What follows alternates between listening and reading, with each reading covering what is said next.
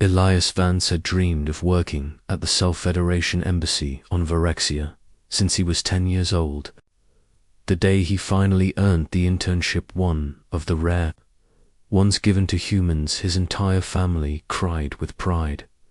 But 12 hours after landing on the alien world, he lost it, and all because of a single decision. A decision he made in less than 5 seconds. A decision that would change not only his career but the fate of 2 worlds. Elias had been warned by the embassy's training director. Varexians value efficiency. Don't be late. Don't cause trouble. Don't interfere in civil matters. But on his very first morning, while rushing through the floating market district, Elias saw an elderly Varexian woman collapse beside a cargo ramp. Most residents walked around her, some annoyed, some indifferent. He froze. She was breathing hard, her forearms trembling as she tried to lift herself. Her scaled skin had gone pale, a sign of oxygen drop in Varexians. No one was helping. He didn't think. He acted. He lifted her up, using his jacket to prop her head, and carried her across the street into a shaded medical booth. He stayed there while the machine stabilized her, talking calmly and reassuringly even though she didn't understand a word of human language. By the time she was okay, the time for his orientation meeting had long passed. By the time he reached the embassy, his supervisor's face was stone. You interfered in local matters. You were late. You broke protocol. I'm sorry, Elias, we can't keep you. Just like that, his dream was gone. He didn't argue, didn't fight. He just nodded once, accepted the decision, and walked out quietly. But even as he left, he didn't regret helping her. Not even for a moment. Hours later, Elias sat in his tiny rental pod, staring at the ceiling. Stupid, he muttered. Couldn't I just walk away?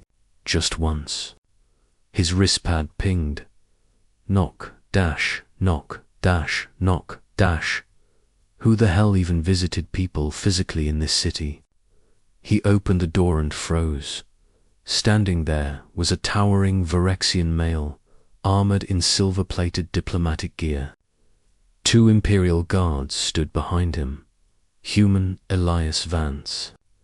The alien asked, voice deep and resonant. Yes. The alien bowed. Not a small, polite bow, but a full diplomatic bow. Arms extended, something Varexians usually reserved for extremely honored guests. Elias blinked. Sir, I think you have the wrong. You saved my mother. Elias's heart stilled. The elderly woman was his mother. The alien continued. She told me a human with no obligation carried her, comforted her, stayed until she recovered, and asked for nothing. On Varexia, citizens pass by the weak, but humans. He placed one heavy hand on Elias's shoulder. Humans still stop. Elias swallowed. I couldn't just leave her. That, the diplomat said softly, is why our galaxy needs humans. Then he stepped aside and gestured behind him. 2 assistants brought forward a holographic scroll glowing in gold. For your actions, the Varexian High Council presents you this. Honor of First Kindness, the highest civilian award given to a foreigner. Elias almost choked. Wait, that's for me. Yes, and there is more. He handed Elias a sealed diplomatic envelope. Elias opened it. Inside was a new badge, a senior liaison badge, ranked far above the internship he had just lost. I don't understand, Elias said, voice shaking. The diplomat smiled, showing sharp silver teeth. My mother requested that you be placed somewhere that suits a man of your compassion. Humans who act without selfishness are rare in our sector. We want you working with us, not under those who punished you. Elias stood frozen, unable to speak, unable to breathe. You will report directly to me, the diplomat said. You will speak for humans when the council meets them. You will help us understand your species. And I, he paused, will ensure you never regret helping my mother. The diplomat stepped aside again, slowly. Carefully, the elderly Verexian woman he had saved approached. Leaning on a hovercane, she looked up at Elias with warm, grateful eyes. Her voice trembled as she spoke through a translation patch. You stayed. Elias felt his throat tighten. Of course I did. No, she corrected gently. Here, people do not stop. You humans, different. You care. You care even when it costs you. She reached out, cupping his face with one hand. Verexian elders only did this for those they considered family. You lost your job because of me. Elias shook his head. I'd do it again. She smiled, soft and proud. My son says humans change worlds. I think humans change hearts. She stepped back, nodding toward him. Serve with honor, young one. You deserve more than the dream you lost. The next morning, Elias walked into the Verexian High Embassy as a nervous intern. But as a respected liaison, people bowed to him. Officers saluted. He was given an office overlooking the twin moons of Varexia, a translator implant, and unrestricted access to council sessions. But the biggest shock came during his first briefing.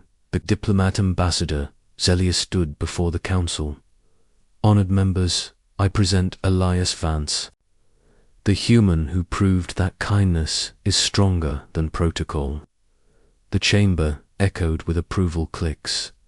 Elias stepped forward, uncertain what to say. But then he remembered the elderly woman's trembling hands, her struggling breath, the way everyone walked round her. So he spoke simply. Helping someone shouldn't cost you your dreams, he said. And if it does, maybe the dream wasn't big enough. Silence, then thunderous approval from that moment. Elias wasn't just a liaison. He became a symbol, a reminder that humans still carried something the galaxy had forgotten. Compassion without calculation. In the following weeks, something unexpected happened.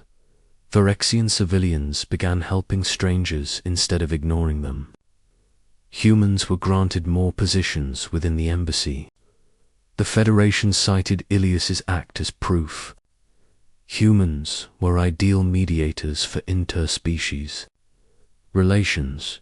Even the old embassy that fired him tried to hire him back. Elias politely declined. He already had something better, a job built not on test scores, not on protocols, not on perfect attendance, but on a single moment of human kindness. And whenever he felt overwhelmed, he visited the diplomat's mother. They drank herbal tea together as she said proudly, "Remember, young one, humans do not rise by stepping over others. You rise because you lift others."